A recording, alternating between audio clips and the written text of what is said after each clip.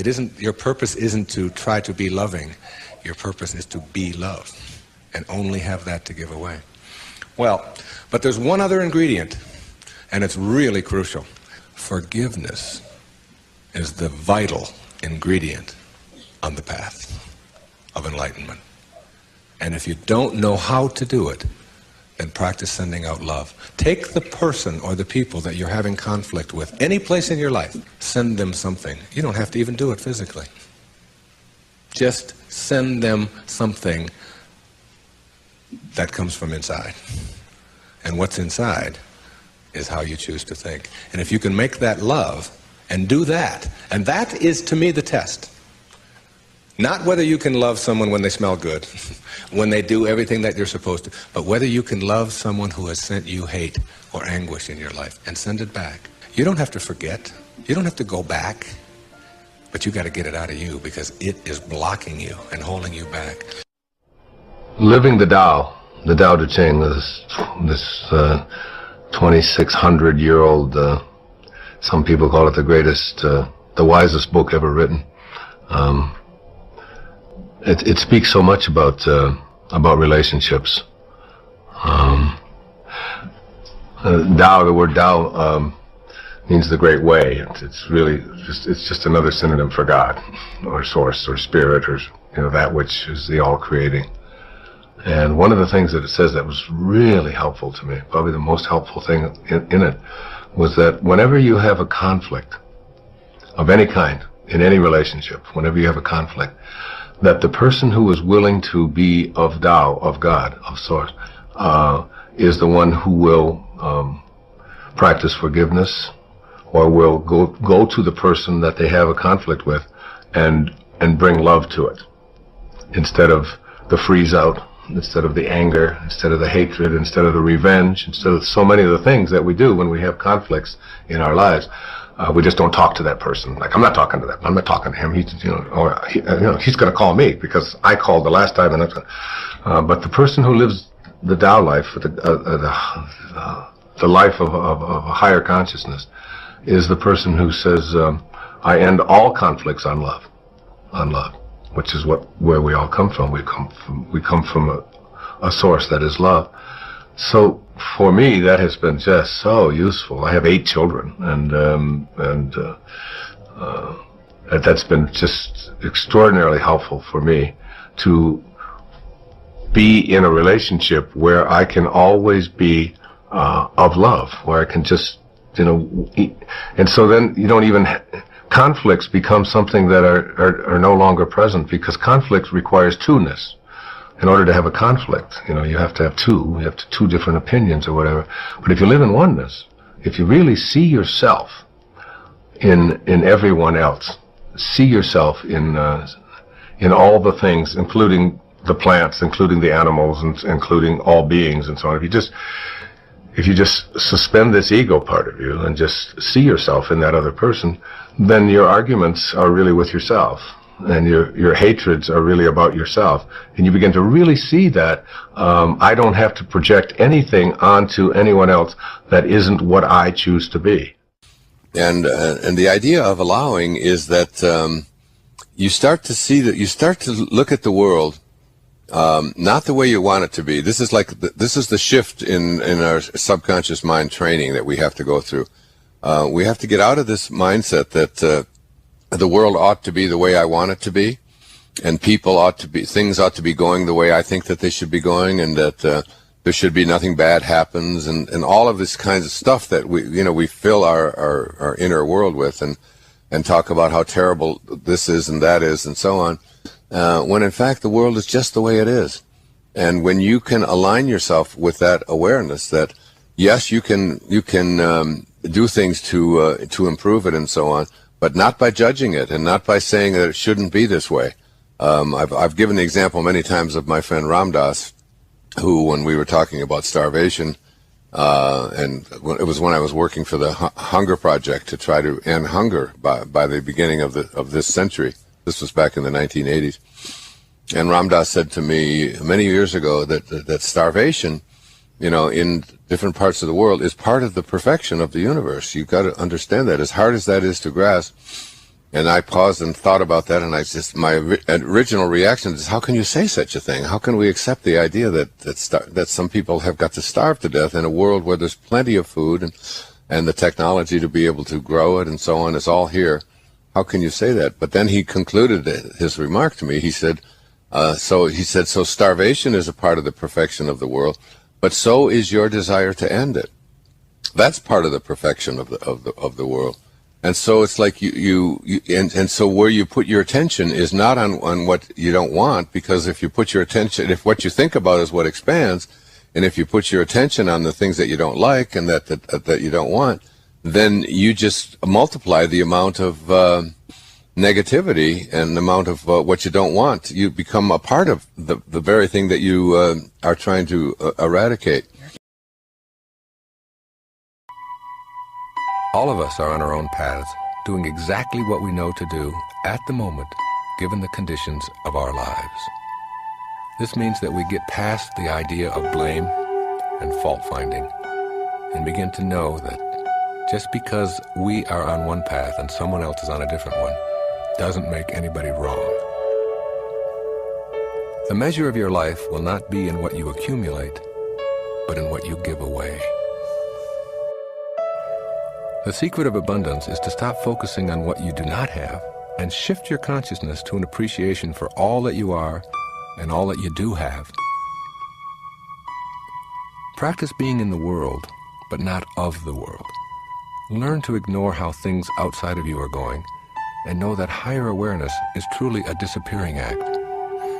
These are the words that spiritual masters have given us from the very beginning. Be in the world, but do not be of the world. Fill out the forms. Play the game. Do what it is that you have to do so that you can get along in our society.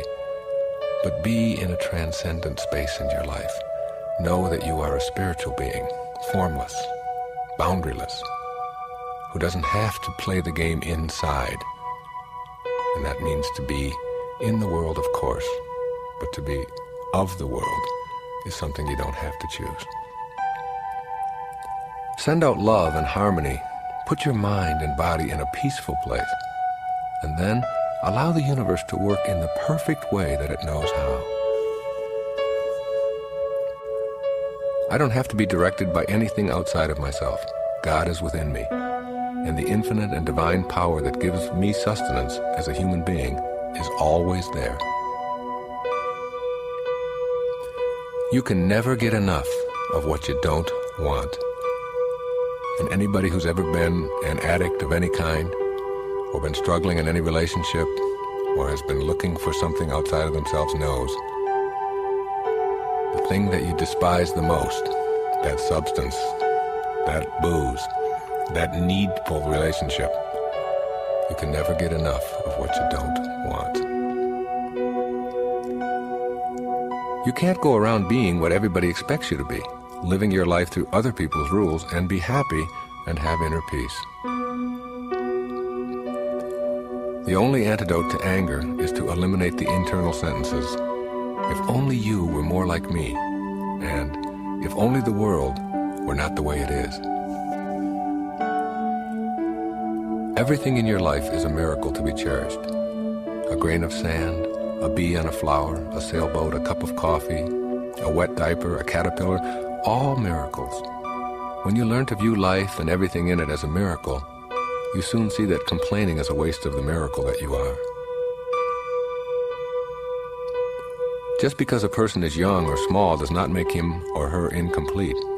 The truth is that we are all complete at all moments of our lives. When you become immobilized by what anybody thinks of you, what you are saying is that your opinion of me is more important than my own opinion of myself. When my daughter Tracy came home in the 2nd grade and said, "Billy doesn't like me, Billy doesn't like me," I responded, "Do you like you?" And she said, "Yes." Then I replied, "Well, that's all you've got." You see, even at 7 years old, a person shouldn't get the idea that anyone else's reaction to you should in any way get you down. Did you ever notice how difficult it is to argue with someone who is not obsessed with being right? Your suffering comes from needing things to be different. When you stop that, your suffering stops. You can want things, but it is the needing that must go.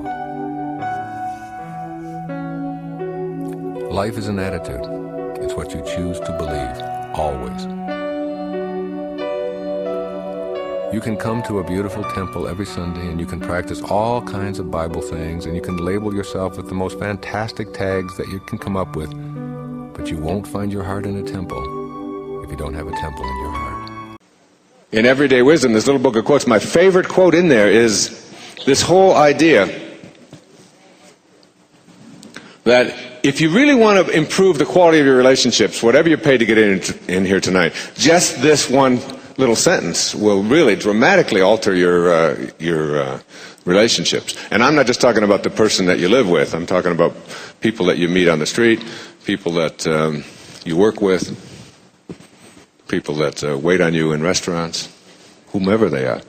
When you have the choice, and you always do, to be right or to be kind, just pick kind.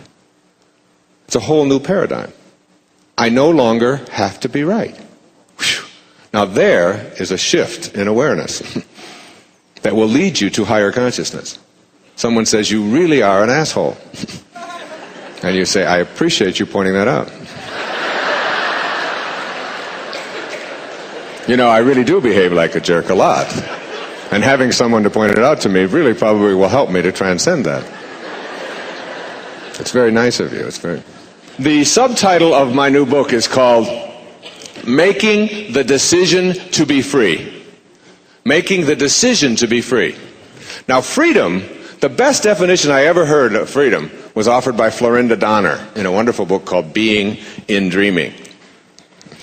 And Florinda Donner defined it this way. She said, freedom is the absolute lack of concern about yourself. Now that's freedom. When I was walking with Marianne Williamson in Melbourne, Australia, just a few months ago, we toured Australia, speaking down there.